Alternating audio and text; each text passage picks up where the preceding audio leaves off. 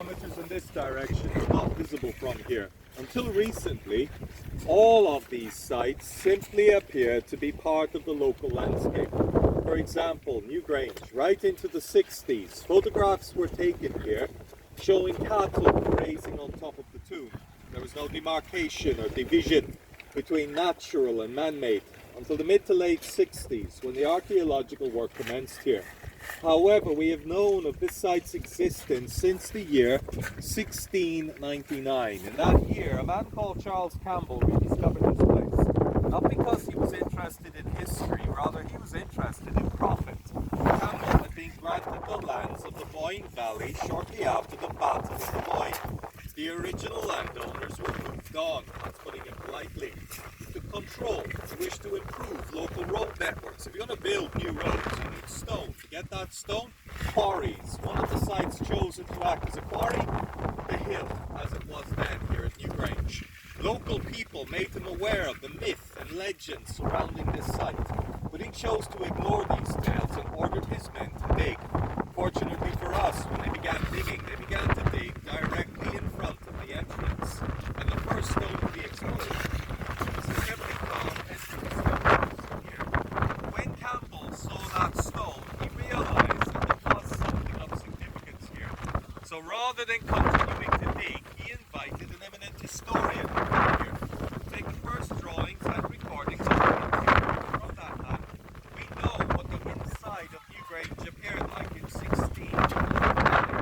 Luckily, very little has changed internally. Externally, the site has changed totally in appearance. It now looks as it would have looked 5,000 years ago. Although in saying that, still one of the most commonly asked questions is when did we put this white stone into position? The assumption being that this is something that has been added to enhance the facade or appearance of the site. A simplistic assumption to make, but incorrect. This white stone is Whitwell quartz. It's been here for 5,000 years. Its origins lie around 80 kilometers in this direction, in the Whitwell Mountains. Now, 80 kilometers may not seem like a great distance today, but we speak of a much different period in Ireland's development, the time when the entire country was still heavily forested, inhabited by species that no longer exist in Ireland, such as wolves and wild boar. Putting it simply, travelling overland may not have been conducive to a long or healthy lifespan, but this was a dedicated grouping of people. They wished to use the quartz in its construction, so they utilized the rivers and the sea. Movement of the quartz was impressive, but personally I think the greatest testament to their determination was movement of the great stone, such as the curbstones, the large grey stone you see marking the perimeter. These stones weigh anything between 1 to 10 tons in weight. There are 97 marking the perimeter. In total, over 400 were employed in its creation. Moved here at a time in Ireland's history before the invention of the wheel, before the introduction of the horse as a domesticated animal. It's been estimated that it would have taken 80 men 3 days to move one stone 3 miles. They had to move over 400. That was but a small fraction of the material necessary for creation. You can imagine it took a long time to build, yet we are not speaking of a long-lived race of people. Average lifespan was between 30 to 35 years of age. The odds of reaching a significantly greater lifespan, not good.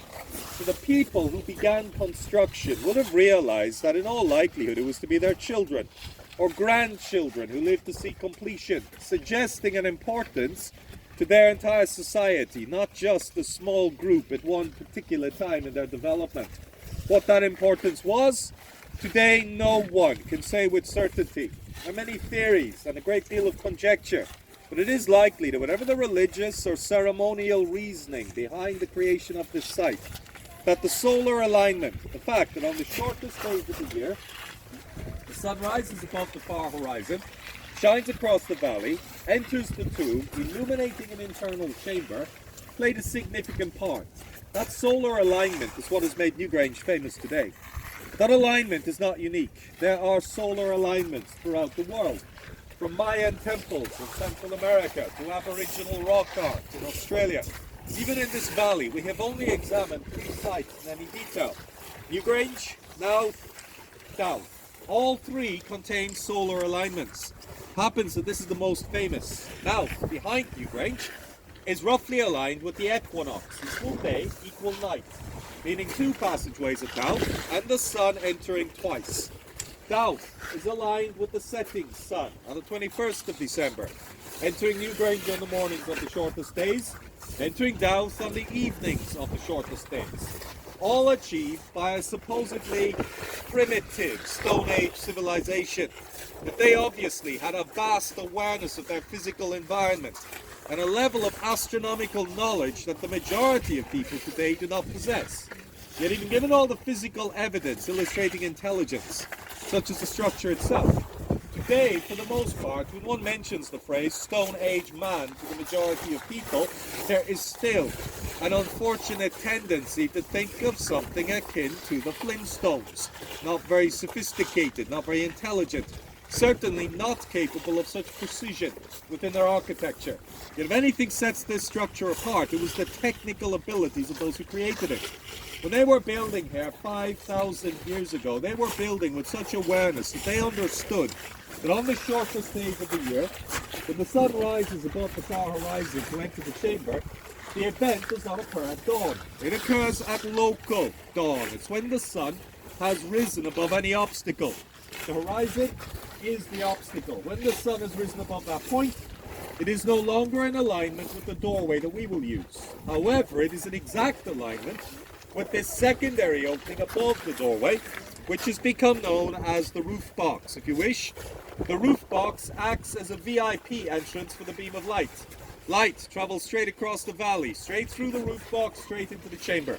We, on the other hand, enter through the doorway, moving gradually upwards along a sloping path.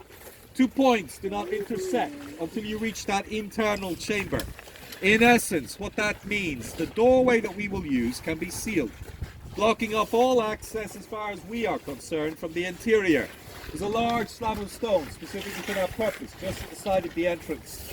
That was in position when the tomb was rediscovered. However, whether that doorway remains open or shut, whether there is a human presence here or not, it's completely irrelevant to the success of the alignment.